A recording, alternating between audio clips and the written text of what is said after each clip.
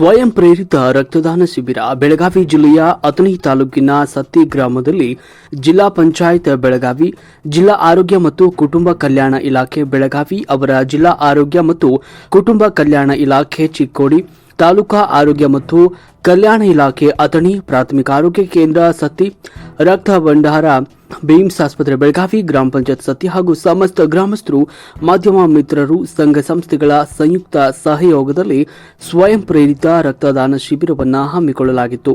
ವರದಿ ಅಕ್ಷಯ್ ಮ್ಯಾಗೇರಿ.